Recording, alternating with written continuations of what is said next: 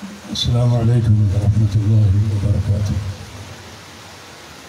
إن الحمد لله نحمده ونستعينه ونستغفره ونعوذ بالله من شرور أنفسنا ومن سيئات أعمالنا.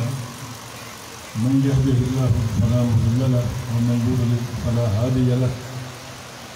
وأشهد أن لا إله إلا الله وحده لا شريك له. وأشهد أن محمدًا عبده ورسوله. يا أيها الذين آمنوا اتقوا الله حق تقاته ولا تموتن إلا وأنتم مسلمون. يا أيها الناس اتقوا ربكم الذي خلقكم من نفس واحدة وخلق منها زوجها وبث منهما رجالا كثيرا ونساء. واتقوا الله الذي تساءلون به والأرحام إن الله كان عليكم رقيبا. يا أيها الذين آمنوا اتقوا الله وقولوا قولا سديدا يصلح لكم أعمالكم ويغفر لكم ذنوبكم ومن يطع الله ورسوله فقد فاز فوزا عظيما. اللهم صل على محمد وعلى آل محمد كما صليت على إبراهيم وعلى آل إبراهيم إنك حميد مجيد. اللهم بارك على محمد وعلى آل محمد كما باركت على إبراهيم وعلى آل إبراهيم إنك حميد مجيد. أما بعد،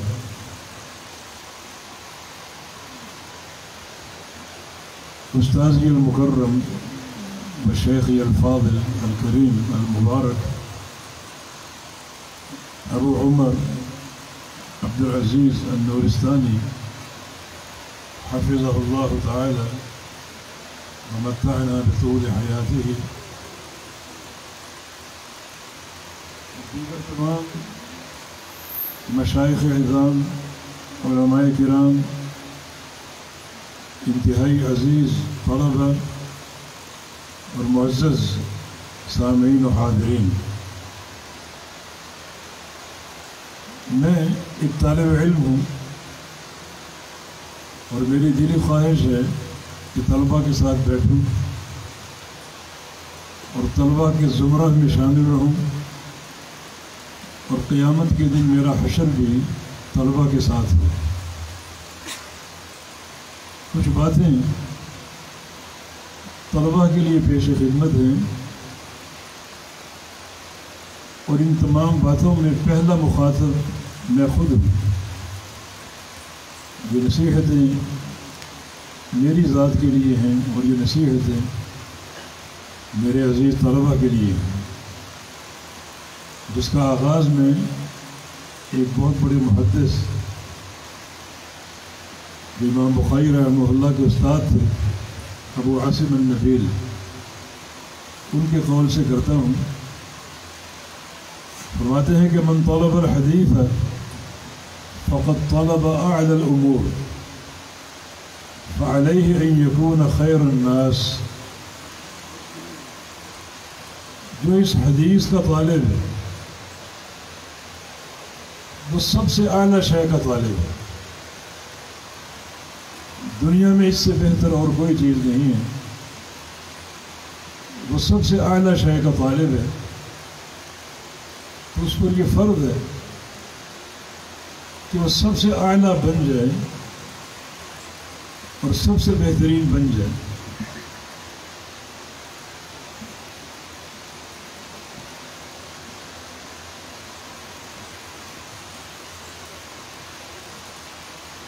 یہ ایک عظیم اور تاریخی قول امام بخاری کے شیخ کا ہم طلباء کے لیے ہے، اور سب سے اعلیٰ بن جانے کا معنی یہ ہے کہ چونکہ حصول حدیث ہماری زندگی کا اہم ترین مقصد ہے، تو حدیث کا رنگ اور اللہ کے پیارے پیغمبر صلی اللہ علیہ وسلم کی سنت کا رنگ، سنت کی خوشبو ہماری ہر شے میں آنی چاہیے. ہمارا اٹھنا اور بیٹھنا، کھانا اور پینا، چلنا پھرنا، سونا اور جاگنا، پھر یہ معاملات مع الناس، عبادات، ان تمام چیزوں پر، تمام اشیاء پر رسول کریم صلی اللہ علیہ وسلم کی سنت کا رنگ ہو اور آپ کی سنت کی خوشبو ہو. عقیدۃ و عملا سب سے بہترین بن جائے.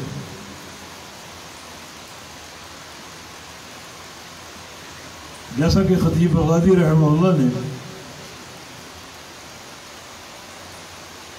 امام شافعی رحمہ اللہ کا ایک قول نقل کیا ہے، اور یہ قول دو مختلف الفاظ سے وارد ہے.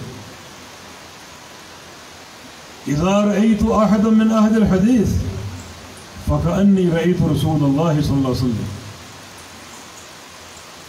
میں جب بھی کسی اہل حدیث کو دیکھتا ہوں تو ایسا محسوس ہوتا ہے کہ میں نے گویا رسول اللہ صلی اللہ علیہ وسلم کو دیکھ لیا. اہل حدیث کا عقیدہ، اہل حدیث کی سیاست کا محور، اہل حدیث کا عمل، اہل حدیث کا اخلاق، اہل حدیث کے معاملات، ان سب پر محمد الرسول اللہ صلی اللہ علیہ وسلم کی سنت کا اور آپ کی تعلیمات کا رنگ ہوتا ہے. اور یوں بھی ایک لفظ وارد ہے، اذا رأيت احدا من اهل الحديث فكأني رأيت احدا من اصحاب رسول اللہ صلی اللہ علیہ وسلم. ابن قدامہ المقدسی رحمہ اللہ، ان کے بارے میں ان کے تلامذہ کا قول ہے کہ ہم جب بھی ابن قدامہ کو دیکھتے تو لگتا کہ ہم نے اللہ کے پیغمبر کو دیکھ لیا، کہ ان کے سارے تصرفات میں رسول اللہ صلی اللہ علیہ وسلم کی تعلیمات کا رنگ ہوتا ہے. تو میرے عزیز طلبہ، یہ قول ہم سب کے لیے مشعل راہ ہے کہ حدیث کا طالب سب سے اعلیٰ ہو. یہ علو بمعنی تکبر نہیں، تکبر حرام ہے. لا يدخل الجنة من كان في قلبه مثقال حبة خردل من الكبر الكبرياء ردائي والعز أذاري فمن نازعني فيهما أدخله النار. تکبر حرام ہے. یہ علو جو ہے، یہ مکانت جو ہے، یہ نبی علیہ السلام کی احادیث کا علو، احادیث کا ترفع اور احادیث کی مکانت. حدیث کا طالب کسی دنیا دار کو دیکھے تو اس میں احساس کمتری نہ آئے، وہ احساس کہتری کا شکار نہ ہو. کسی ڈاکٹر کو دیکھے، کسی ایسے شخص کو دیکھے جس کا بڑا بنگلہ ہے، بڑی گاڑیاں ہیں، وہ احساس کمتری کا شکار نہ ہو، بلکہ وہ خوش ہو کہ میرے پاس جو خزانہ ہے وہ اللہ پاک نے اس سے آپ کو محروم کر دیا. کہ دنیا کی ترقیاں، دنیا کی ہمتیں یہ قابل تعریف نہیں ہے. قابل تعریف یہ علم ہے جس کے حصول کے لیے آپ موجود ہیں. ایک طالب علم بڑی اس کی شان ہوتی ہے، بڑا اس کا مقام ہوتا ہے. مسند احمد میں ایک حدیث، نبی علیہ السلام کے صحابی صفوان بن عسال المرادی رضی اللہ تعالی عنہ، بہت بڑے تاجر بھی تھے، مجاہد بھی تھے. نبی علیہ السلام کے شانہ بشانہ بہت سے جہاد کیے. ایک سوال کرنے نبی علیہ السلام کی خدمت میں حاضر ہوئے. چھوٹا سا سوال تھا، ایک سطر کا، اور ایک سطر ہی کا جواب تھا. آتے ہی کیا کہا، جئتک اطلب العلم، یا رسول اللہ صلی اللہ علیہ وسلم میں آپ کے پاس آیا ہوں طلب علم کے لیے. تو رسول اللہ صلی اللہ علیہ وسلم نے کیا فرمایا؟ مرحبا بطالب العلم، مرحبا طالب علم کے لیے. یہ جملے کا عموم اس بات پر دال ہے کہ قیامت تک جو بھی طالب علم ہے، جو بھی حدیث کا طالب ہے، اس کو اللہ کے پیغمبر نے مرحبا فرمایا، خوش آمدید. آپ جہاں بھی آئیں کشادہ جگہ پائیں، کشادہ مقام پائیں، کوئی تنگی نہ ہو، کوئی پریشانی نہ ہو. مرحبا بطالب العلم. پھر ساتھ ہی فرمایا کہ ان طالب العلم تحفہ الملائکہ، ایک طالب علم کو اللہ کے فرشتے گھیر لیتے ہیں. ثم يركب بعضهم بعضا حتى يبلغ السماء، اور پھر وہ فرشتے ایک دوسرے پر سوار ہوتے ہیں، ایک فرشتہ اوپر، دوسرا، پھر تیسرا، پھر چوتھا، حتیٰ کہ آسمان تک پہنچ جاتا ہے. یہ ایک طالب علم کا مقام ہے کہ اس کی تشریف کے لیے، اس کے استقبال کے لیے، اظہار محبت کے لیے، اس کو دعاؤں سے نوازنے کے لیے اتنی تعداد کے فرشتے موجود ہوتے ہیں. اس میں تعجب کی بات نہیں ہے کہ ایک طالب علم کے لیے اتنے فرشتے آسمان تک پہنچ جائیں. اللہ تعالیٰ نے انسانوں کی خدمت کے لیے بے شمار فرشتے پیدا کیے. ان کی تعداد اگر اب شمار کرنے بیٹھ جائیں، یہ دنیا کے سارے کمپیوٹر فیل ہو جائیں. نبی علیہ السلام کی حدیث ہے ما فی السماوات السبع موضع 4 اصابع الا وملک قائم وملک راکع وملک ساجد واضع جبهته للہ. 7 آسمانوں میں ایک 4 انگلی کے برابر خالی جگہ نہیں، ہر جگہ فرشتہ موجود ہے، کوئی قیام میں، کوئی رکوع میں، اور کوئی سجدے میں. آسمان دیکھ لو، یہ سورج ہماری زمین سے کروڑہا گنا بڑا ہے، اور یہ سورج آسمان کے مقابلے میں کیا ہے؟ ایک چھوٹی سی ٹکیا ہے. ایک آسمان نہیں، 7 آسمان، 7 آسمانوں میں ایک 4 انگلی کے برابر خالی جگہ نہیں. یہ وہ ملائکہ ہیں جو ایک خاص مقصد کے لیے پیدا کیے گئے، اللہ تعالیٰ کی عبادت کے لیے. جو فرشتہ قیام میں ہے وہ قیامت تک قیام میں رہے گا، جو رکوع میں ہے وہ قیامت تک رکوع میں رہے گا، جو سجدے میں ہے وہ قیامت تک سجدے میں رہے گا. یہ ملائکہ صرف ایک خاص مقصد کے لیے، اللہ تعالیٰ کی عبادت کی. نبی علیہ السلام کی حدیث ہے ایک اور مقصد ملائکہ کا، بیت المعمور ملائکہ کی مسجد ہے، روزانہ 70,000 فرشتے اس میں نماز پڑھتے ہیں. یہ ملائکہ کا عمل، مخصوص عمل. جس فرشتے نے ایک بار نماز پڑھ لی اس کے قیامت تک باری نہیں ہے. اتنی تعداد.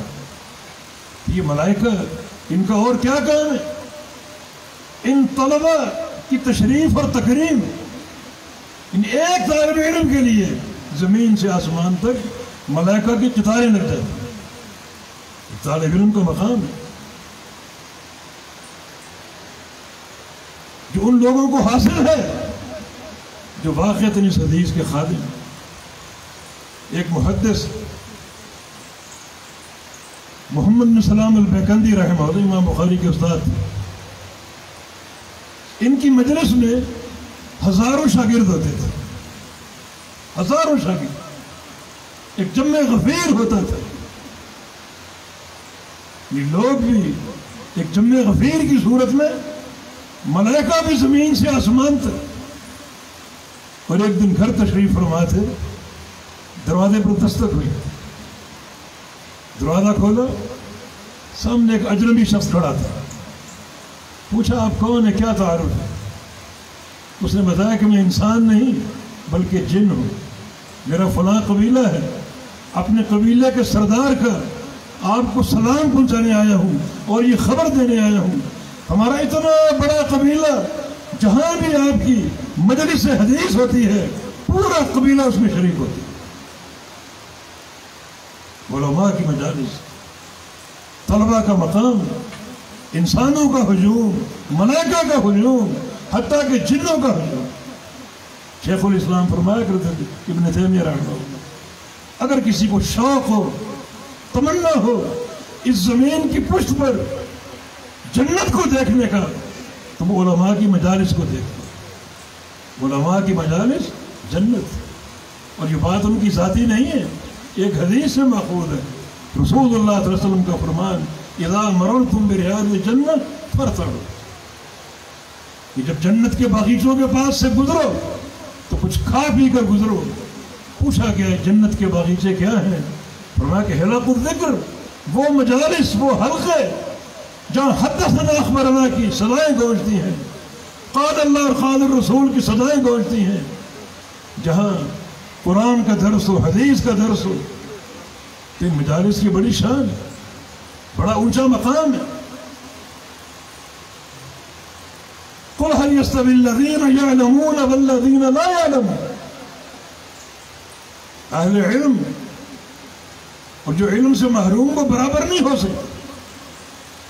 خواہ علم سے محروم لوگوں کے پاس دنیا کی دولتوں کے خزانے ہوں، ثروتوں کے ڈھیر لگے ہوں، مگر وہ ایک عالم کا اور طالب علم کا مقابلہ نہیں کر سکتے۔ اس آیت کی تفسیر اللہ کے پیغمبر نے فرمائی، فرمایا کہ فضل العالم علی العابد کفضل القمر لیلۃ البدر علی سائر الکواکب۔ باقی دنیا کو چھوڑ دو، ایک عالم کی فضیلت ایک عابد پر، ایک عالم ہے، حدیث کا طالب ہے اور ایک عابد ہے، رات کو قیام کرتا ہے، دن کو روزے رکھتا ہے۔ عالم کی اس عابد پر کیا فضیلت ہے جو 14ویں کے چاند کی فضیلت تمام ستاروں پر؟ سارے ستارے مل کر چاند نہیں بن سکتے، 14ویں کا چاند نہیں بن سکتے۔ ان ستاروں کی حیثیت عباد کی ہے، عبادت گزاروں کی ہے، اور ایک عالم ان تمام ستاروں کی جھرمٹ میں 14ویں کے چاند کی مانگے۔ اور اس میں بھی ایک خاص نقطہ ہے کہ عالم کون ہوتا ہے، عالم کسے کہا جائے، عالم کو 14ویں کا چاند کیوں کہا گیا، اس میں بھی ایک خاص علمی نقطہ ہے۔ ایک ہے سراج اور ایک ہے قمر، یا لیلۃ البدر کا قمر۔ شریعت مطہرہ نے سراج محمد الرسول اللہ صلی اللہ علیہ وسلم کو قرار دیا، وَسِرَاجًا مُنِيرًا۔ اور یہ بات سائنس نے ثابت کی ہے کہ چاند اپنی روشنی سورج سے لیتا ہے، چاند اپنی روشنی سورج سے لیتا ہے۔ اگر چاند اور سورج کے درمیان زمین حائل ہو جائے تو چاند گرہن ہو جاتا ہے، کیونکہ نور سلب ہو جاتا ہے، بیچ میں زمین حائل ہو گئی تو چاند گرہن ہو جاتا ہے۔ چاند اپنا نور سورج سے لیتا ہے۔ علماء چاند ہیں اور محمد الرسول اللہ صلی اللہ علیہ وسلم سراج ہیں۔ حقیقی عالم وہی ہے جس کا علم، جس کا عمل، جس کا عقیدہ مستفاد ہو اور ماخوذ ہو اس سراج سے، محمد الرسول اللہ صلی اللہ علیہ وسلم سے۔ جو قیل و قال نہ جانتا ہو، قال فلان اور بزرگوں نے فرمایا یہ اس کا منہج نہ ہو، بس قال اللہ ہو اور قال الرسول۔ یہ ایک عالم کا مقام بھی ہے اور ایک عالم کا تعارف بھی ہے کہ سچا عالم کون ہے، حقیقی عالم کون ہے، جس کا علم اس سراج منیر سے مستفاد۔ تو ضروری ہے کہ ایک طالب علم سب سے اعلیٰ ہو، عقیدے میں، اخلاق میں، عمل میں، تصرفات میں، معاملات میں اور جملہ امور میں۔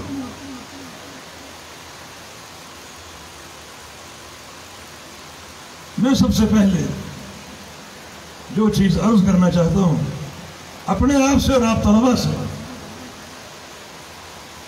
جو اس راہ میں سب سے ضروری ہے، اور وہ خشیت، اللہ تعالیٰ کا خوف، اللہ کا ڈر۔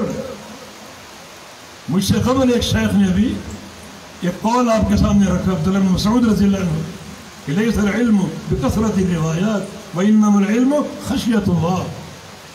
یہ قول امام مالک سے نہیں مر رہی کہ علم کثرت روایات کا نام نہیں ہے، بلکہ علم اللہ کی خشیت کا نام، اللہ کے خوف کا نام۔ اور یہ خشیت ہم سب کا ایک ایسا متاع ہونا چاہیے جو کبھی ہم سے جدا نہ ہو، ایک ایسا زاد راہ ہونا چاہیے جو سفر و حضر میں ہمارے ساتھ ہو، کبھی ہم سے الگ نہ ہو۔ خشیت، اللہ کا خوف۔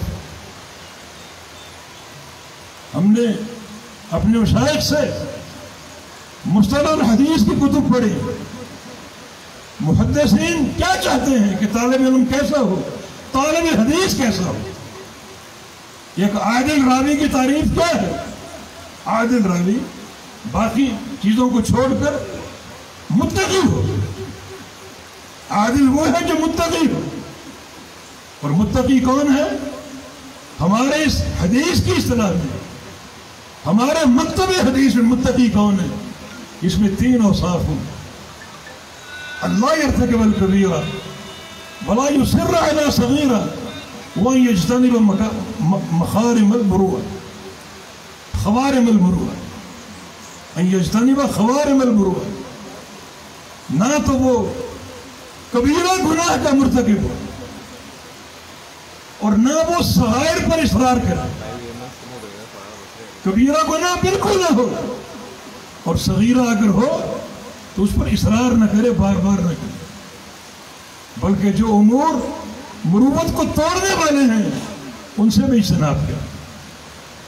مروت کو توڑنے والے امور مروت وہ ہوتے ہیں جو شرعاً حرام نہ ہو، مگر معاشرے میں ایک عالم کے لیے، ایک طالب علم کے لیے انہیں برا سمجھا جاتا ہے۔ جیسے ایک عالم کو آپ دیکھیں، ہر وقت آپ کو بازار میں نظر آئے، اس کے مقاصد ہوں گے، لیکن بازار کا تعارف اللہ کے پیغمبر نے کیا فرمایا؟ بازار زمین کا بدترین ٹکڑا ہے، شر بقاع الارض اسواق، اور خیر بقاع الارض مساجد۔ ایک عالم کی زینت اور شان مساجد ہیں، اللہ کے گھر ہیں، اور وہ بکثرت آپ کو بازاروں میں گھومتا نظر آئے۔ شریعت میں کوئی ممانعت وارد نہیں ہے، مگر معاشرے میں اس کو برا سمجھا جائے کہ یہ مروت کے خلاف۔ ایک طالب علم کیسا ہونا چاہیے؟ حتیٰ کہ وہ امور مروت کا بھی خیال رکھے، کبائر سے بچے بالکل، اور صغائر بار بار نہ کرے، اور ایسے امور کا ارتکاب بھی نہ کرے جو اس کی مروت کو توڑنے والے ہیں۔ علیہ یکون خیر الناس، یہ تقویٰ کا معیار ہونا چاہیے، گناہوں سے دور۔ میرے عزیز طلبہ، یہ گناہوں کا ارتکاب یا صغائر پر اصرار، یہ نور علم کے منافی ہے۔ امام شافعی رحمہ اللہ امام مالک کے مکتب میں گئے تو انہوں نے کیا فرمایا؟ اے محمد بن ادریس، ارا فی وجہک نورا فلا تطفئہ بالمعصیہ، میں تمہارے چہرے پر نور دیکھ رہا ہوں، نور کی رونق دیکھ رہا ہوں، اس نور کو گناہ کا ارتکاب کر کے بجھا نہ دینا، معصیت کا ارتکاب کر کے بجھا نہ دینا۔ اور وہ اشعار آپ سنتے رہتے ہیں جن کے ثبوت میں علماء کا اختلاف ہے۔ شکوت الی بقیع سوء حفظی فارشدنی الی ترک المعاصی واخبرنی بان العلم نور ونور اللہ لا یعطاہ عاصی، کہ اللہ کا نور کسی نافرمان کو نہیں ملتا۔ گناہوں کا ارتکاب یہ علم کے منافی۔ فبما نقضهم ميثاقهم لعناهم وجعلنا قلوبهم قاسية يحرفون الكلم من مواضعه ونسوا حظا مما ذكروا به۔ اللہ کے قاعدے توڑو گے، اللہ کے احکام کو پامال کرو گے تو بہت سی سزائیں ہیں، اللہ دلوں کو سخت کر دے گا۔ پھر ایک طالب علم لوگوں کو محبوب کہاں ہوگا؟ جس کا دل سخت ہو۔ ابغض الناس من اللہ القلب القاسي، اللہ تعالیٰ کے ہاں سب سے زیادہ مبغوض وہ ہے جس کا دل سخت ہے۔ اللہ کی حدوں کو پامال کرو گے، اس کے احکام کو پامال کرو گے، اللہ دلوں کو سخت کر دے گا۔ اور چوتھی سزا کیا ہے؟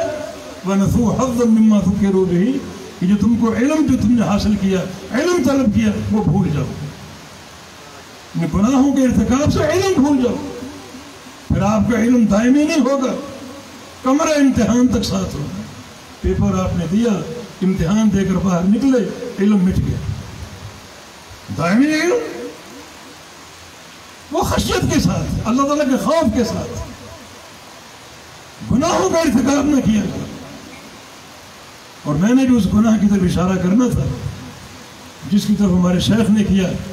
اپنی جیب سے موبائل نکال کر کہ آج اگر سوال کرو سارے فتنوں کی جڑ کیا ہے اور سارے مہالک کی اساس کیا ہے، تو یہ موبائل اس کا جواب ہے.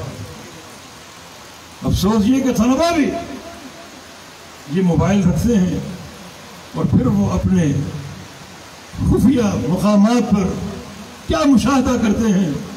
نبی علیہ السلام کی حدیث کا یہ مصداق ہو سکتا ہے.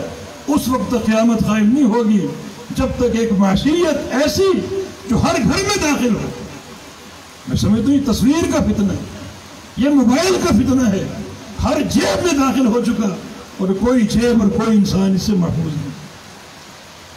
یہ چیز علم کے منافی، انسان علم کو بھول جائے گا، علم دیر پا نہیں ہوگا. حفظ میں برکت ہوتی ہے تقویٰ کے ساتھ، اللہ تعالیٰ کے خوف کے ساتھ، اللہ تعالیٰ کی خشیت کے ساتھ وہ علم دائمی ہوتا ہے. اور یاد رکھو نسیان علم جو ہے یہ عذاب کا باعث ہو سکتا ہے، عذاب کا موجب ہو سکتا ہے. صحیح بخاری کی حدیث سمرہ بن جندب کی روایت سے اس پر شاہد عدل ہو سکتا ہے، جس میں اللہ کے پیغمبر نے ایک طویل خواب دیکھا. اس خواب کا خلاصہ یہ کہ آپ کو فرشتہ اٹھا کر جہنم میں لے گئے اور جہنم کے منظر دکھائے، مختلف عذابوں کی کیفیت بتائی. بندوں کو عذاب ہو رہے ہیں، اللہ کے پیغمبر دیکھ رہے ہیں، استغفار کر رہے ہیں، آپ پر خوف کے آثار تھے. ایک منظر کیا دیکھا؟ ایک منظر یہ دیکھا، رجل مستجع، ایک شخص الٹا لیٹا ہوا، اس کے سر پہ ایک فرشتہ سوار ہے جس کے ہاتھ میں ایک بھاری پتھر ہے چٹان جیسے جو اس کے سر پہ مار دیتا. اس کا سر کچلا جاتا ہے، پاش پاش ہو جاتا ہے اور وہ چیخ چلا رہا ہے اور پتھر دوبارہ اچھل کر اس کے ہاتھ میں آ جاتا ہے. سر دوبارہ جڑ جاتا ہے، پھر وہ پتھر مارتا ہے، پھر اس کا سر پاش پاش ہو جاتا ہے. جبریل نے فرمایا کہ یہ سزا اس شخص کو قیامت تک دی جائے گی، قیامت تک یہ عذاب دیا جائے گا. رسول اللہ صلی اللہ علیہ وسلم سبحان اللہ ما ذنبہ، اس کا کیا گناہ ہے؟ جبریل امین نے فرمایا رفض القرآن وکان ینام عن الصلاۃ المکتوبہ.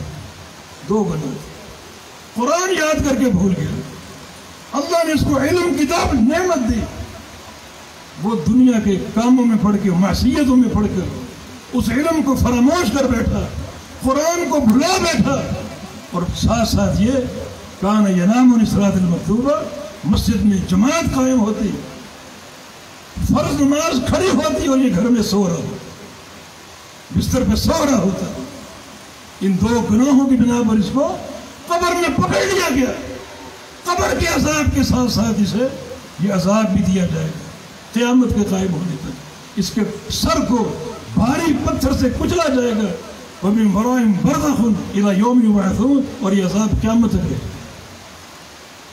تو نسیان علم جو ہے یہ عذاب کا موجب ہو سکتا ہے. اور نسیان علم کے محرکات جو ہیں ان میں ایک محرک معصیت ہے، گناہوں کا ارتکاب ہے، یہ شیطان کا غلبہ. اس غلبے کی نفی کرو، ہماری صفوں میں شیطان نہ آنے پائے، شیطان ہم سے دور ہو. اس کے لیے عزیز طلبہ حدیث کے مذاکرے کے ساتھ ساتھ طلب علم کے ساتھ ساتھ، کیونکہ طلب علم جو ہے اللہ کے رضا کا موجب ہے. اللہ اگر راضی ہو تو شیطان کا غلبہ نہیں ہوتا. اور طلب علم جو ہے اس معنی میں بھی اللہ تعالیٰ کی رضا کا موجب ہے کہ ایک بندہ اللہ کا ذکر کرے، شیطان کو بھگائے. ذکر ایک ایسا عمل ہے جس سے شیطان صفوں میں داخل نہیں ہوتا، گمراہ کرنے کا کردار ادا نہیں کر پاتا. نبی علیہ السلام کی ایک حدیث، ان المؤمن یندی شیطانہ کما یندی احدکم بعیرہ فی السفر، کہ ایک بندہ مومن جو ہے اپنے شیطان کو تھکا مارتا ہے، اپنے شیطان کو ماندہ کر کے گرا دیتا ہے ایک بندہ مومن۔ جیسے تم لوگ سفر میں اپنی سواری کو، اپنے گھوڑے کو، اپنے اونٹ کو تھکا دیتے ہو، مسلسل سفر کر کر، مسلسل چل کر اپنی سواری کو ماندہ کر دیتے ہو، اپنے گھوڑے کو گرا دیتے ہو، اپنے اونٹ کو ہلاک کر دیتے ہو، یا اس کو موت کے قریب دھکیل دیتے ہو، آرام نہیں کرتے، مسلسل سفر، مسلسل سواری۔ یہ مثال ایک بندہ مومن کی شیطان ہے۔ بندہ مومن کثرت سے اللہ کا ذکر کرتا ہے۔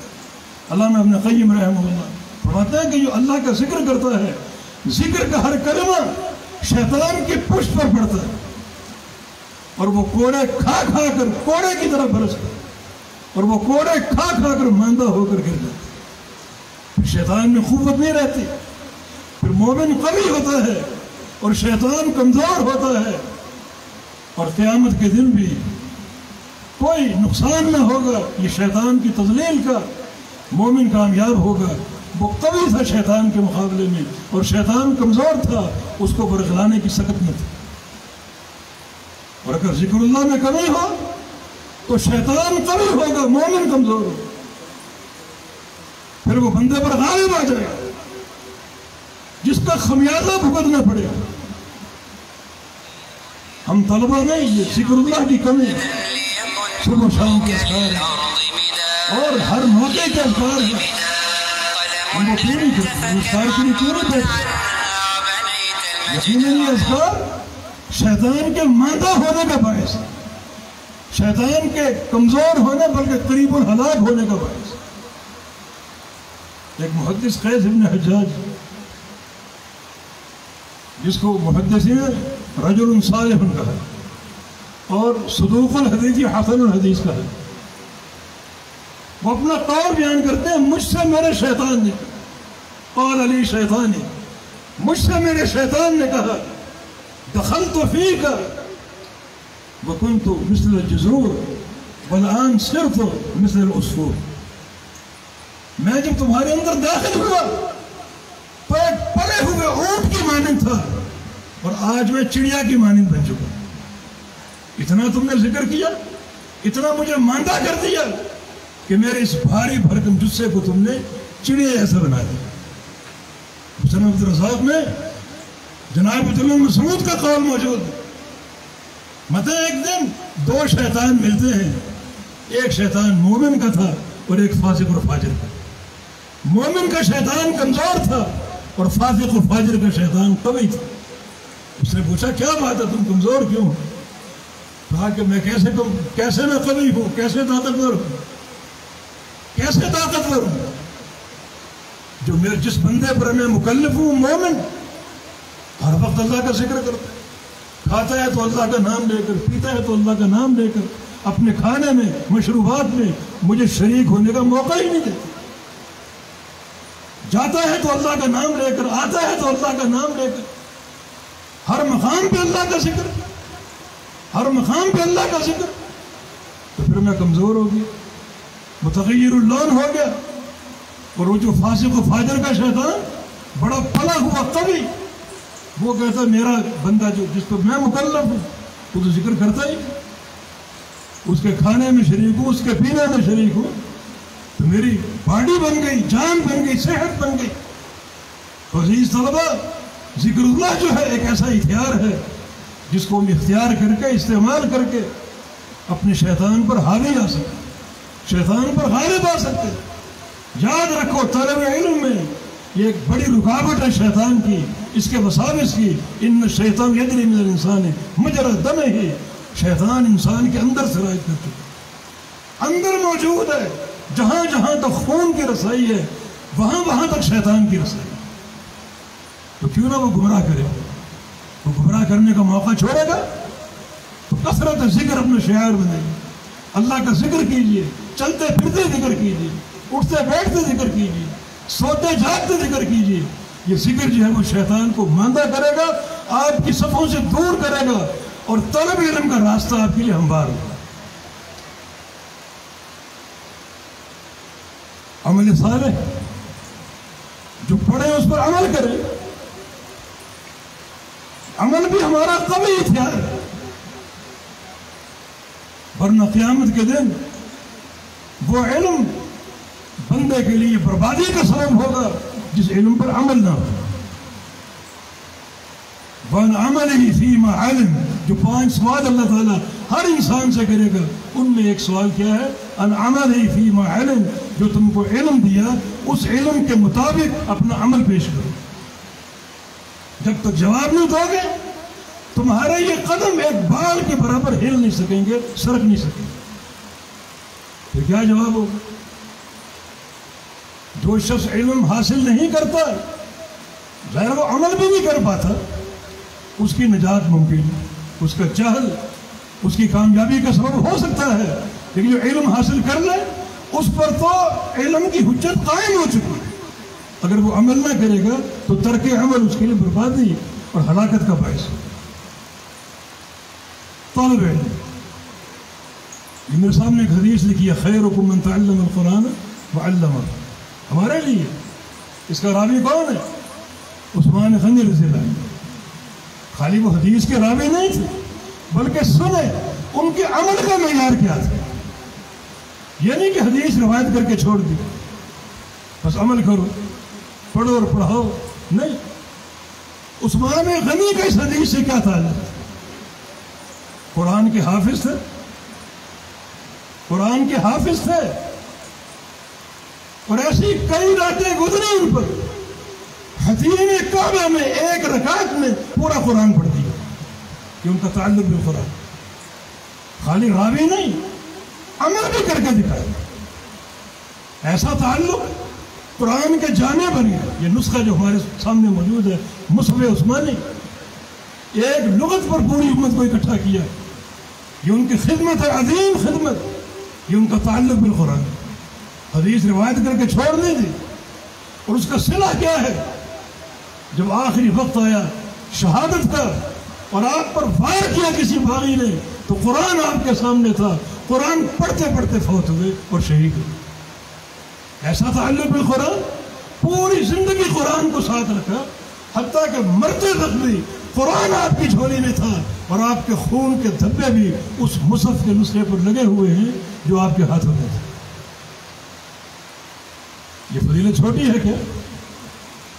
جو بندہ جو عمل کرتے کرتے مر جائے قیامت تک اسی عمل میں شمار ہو، اور جب قیامت کو اٹھے گا وہی کام کرتے کرتے اٹھے گا۔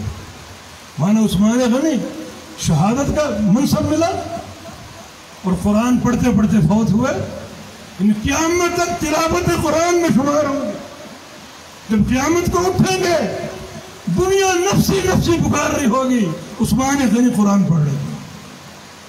خالی حدیث روایت نہیں کی، عمل کر کے دکھایا، عمل کا نمونہ آپ کے سامنے پیش کیا۔ عثمان غنی کی شہادت ظاہر ہے مدرسہ نبویہ کے طالب علم تھے، ایک حدیث پر بھی ان کی شہادت ہے، عمل بالحدیث۔ یہی ایک طالب علم کی شان، عمل بالحدیث پر ان کی شہادت۔ اللہ کے نبی نے کیا فرمایا تھا؟ عثمان ان اللہ مخمصک قمیصا اذا اراد الناس یخلعوه فلا تنزعه۔ اے عثمان، اللہ تمہیں ایک قمیض پہنائے گا، لوگ اس قمیض کو چھیننے کی کوشش کریں گے، اشارہ خلافت کی طرف، لوگ چھیننے کی کوشش کریں، قمیض کو اتارنے کی کوشش کریں گے، تو اس قمیض کو نہ اتارنا، موت قبول کر لینا، شہادت قبول کر لینا، اس قمیض کو نہ اتارنا، خلافت کی قمیض۔ یہی معاملہ تھا، باغی آپ کو سبکدوش کرنا چاہتے تھے، خلافت کی قمیض اتارنا چاہتے تھے۔ کچھ ذہن میں سوال آتا ہے، عثمان غنی خلافت دے دیتے، خلافت چھوڑ دیتے، فتنہ ختم کر دیتے؟ نہیں، یہ عمل بالحدیث کی بڑی اونچی مثال ہے۔ اللہ کے پیغمبر فرما گئے لوگ اس قمیض کو اتارنے کی کوشش کریں گے، تم یہ قمیض نہ اتارنا حتیٰ کہ موت قبول کریں گے، موت قبول کریں گے، قمیض نہیں اتاریں، عمل بالحدیث۔ تو ان کی موت کتنی قابل فخر موت ہے، یعنی شہادت قرآن پڑھتے ہوئے اللہ کے نبی کی حدیث پہ استقامت پر ہوئی. یہ سب عمل کی مثالیں، قبول حدیث کی مثالیں. یہ ہم نے ایک مثال پیش کر دی نمونے میں. باتیں بہت ہو سکتی تھی، جو وقت ہمیں دیا گیا 40 منٹ پورا ہو چکا، پھر ہم نے ایک مثال نمونے کے طور پر دی عمل کی شان کیا ہے اور عمل کیسے ہم سمجھے، کیسے کریں. عثمان غنی اس حدیث کے راوی ہیں، انہوں نے تعلق بالقرآن کر کے دکھایا. ان کی زندگی میں ایسے مظاہر موجود ہیں، ایسی عظیم مثالیں موجود ہیں. تو اس عمل کے ذریعے، تقویٰ کے ذریعے، اللہ تعالیٰ کی خشیت کے ذریعے، کثرت ذکر کے ذریعے ہم اپنی صفوں سے شیطان کو دور کریں. آخری بات یہ عرض کروں گا کہ شیطان وہاں بھی حملہ کرتا ہے، اس کے اثرات وہاں بھی بڑی تیزی سے پھیلتے ہیں جہاں صفوں میں اختلاف اور شقاق ہو، اختلاف ہو، تنازعات ہو. بعض مدارس میں ہم نے یہ خوفناک اور خطرناک صورتحال دیکھی. طلبہ آپس میں اختلاف، آپس میں لڑنا بھڑنا جھگڑنا، اور خاص طور پر وہ مدارس جہاں مختلف جنسیات ہو، مختلف بولی بولنے والے ہو، وہاں یہ جھگڑا زیادہ ہوتا ہے. تو وہاں شیطان پوری طرح سرایت کر جاتا ہے. ان صفوں میں شیطان کا پورا کردار ہوتا ہے. اپنے اندر پیار اور محبت کی فضا قائم کریں، پیار اور محبت کی فضا پیدا کریں. صرف ایک حدیث کو سامنے رکھتے تھے. رسول اللہ صلی اللہ علیہ وسلم کا فرمان، سنن نبی داؤد کی حدیث، انما انا لکم بمنزلۃ الوالد اعلمکم، میں تمہارے لیے تمہارے والد کا مقام ہوں. تم میرے شاگرد ہو مگر میں تمہارا روحانی باپ ہوں. اعلمکم، تمہیں علم دیتا ہوں، علم سکھاتا ہوں. علم سکھانے میں میں تمہارا روحانی باپ ہوں، تم میری روحانی اولاد ہو. مانا جو بھی معلم ہوگا وہ اپنے شاگردوں کا روحانی باپ ہوگا. اس ادارے میں یا کوئی بھی ادارہ ہو، جو بھی اساتذہ ہو، جو بھی معلمین ہو، وہ اپنے شاگردوں کے، طلباء کے روحانی باپ ہیں. جب روحانی باپ ہونا ثابت ہو گیا تو پھر ان طلباء کا آپس کا رشتہ کیا ہے؟ بھائی بھائی نہیں ہوں گے. انما المؤمنون اخوہ، یقیناً بھائی بھائی ہوں گے. جب ان کا باپ ایک ہے، معلم ایک ہے، روحانی والد ایک ہے، تو سارے تعلیم حاصل کرنے والے اور پڑھنے والے شاگرد آپس میں روحانی بھائی ہیں. اور بھائیوں میں اختلاف کا ہونا، اختلاف کا دیر پر رہنا انتہائی معیوب ہے. جب محبت کی فضا ہوگی، پیار کی فضا ہوگی، تو شیطان ایسے مقامات سے بھاگتا ہے. وہ تو وہاں سرایت کرتا ہے جہاں اختلافات ہوں، شقاق ہو، اور جہاں تنازعات کھڑے ہوں، وہاں اس کا فار ایک ضربہ کاری کے طور پر لگتا ہے اور تباہ کن ہوتا ہے. تو کیوں نہ ہم اخلاقی اعتبار سے آپس میں بھائی بھائی بن کر رہیں، محبت کی فضا ہو، پیار کی فضا ہو، تاکہ یہ ساری چیزیں طلب علم میں معاون ثابت ہوں. طلب علم کے راستے ہموار ہوں. دعا ہے کہ اللہ تعالیٰ طلب علم کے ہمارے سینے کھول دے. اللہ وہ نور عطا فرما دے جو نور طلب علم کی ضروری ہے. علم بھی نور ہے، اور یہ نور جو اللہ عطا فرمائے گا جب یہ جمع ہوں گے، یقیناً شرح صدر بھی ہوگا اور ایک جلا ہوگا طبیعت میں، اور یقیناً اللہ تعالیٰ سینوں کو کھولے گا حفظ علم کے لیے، فہم علم کے لیے، عمل کے لیے. اللہ پاک توفیق عطا فرما دے. اقول قولی ھذا واستغفر اللہ لی ولکم، وآخر دعوانا ان الحمد للہ رب العالمین.